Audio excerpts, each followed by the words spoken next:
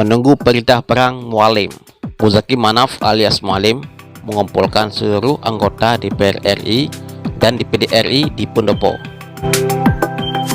Pembahasan utama mereka adalah tentang 4 pulau di Aceh Singkil yang diserahkan pemerintah Indonesia ke Sumatera Utara.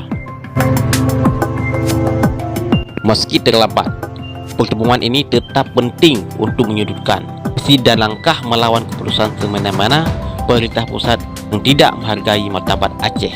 Apalagi Menteri Dalam Negeri itu tidak menunjukkan tanda-tanda mendengar dan berpegang pada fakta sejarah mengenai pulau ini. Pertemuan ini penting karena di Aceh, api penolakan terhadap keputusan pemerintah pusat itu mulai memanas. Jika salah ditanggapi, api itu bahkan menyalakan api yang sulit dipadamkan. Di Aceh, semua pihak kini berdiri di barisan yang sama, siap menghadang langkah pemerintah pusat. Mulai dari mahasiswa hingga guru besar, semua menandakan sikap penolakan pengalihan ke-4 pulau itu ke Sumatera Utara.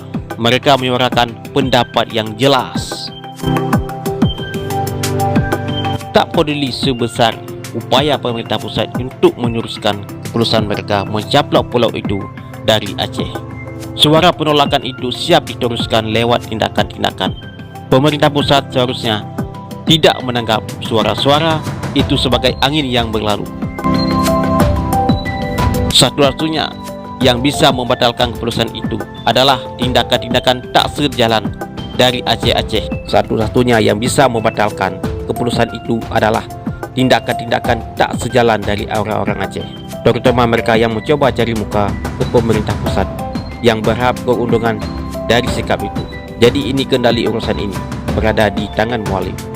Sebagai Panglima Aceh saat ini, Mualim mendengar jelas suara di bawah, dan rakyat juga siap mendengar perintah dari Mualim apapun untuk mempertahankan ke-4 pulau di Aceh.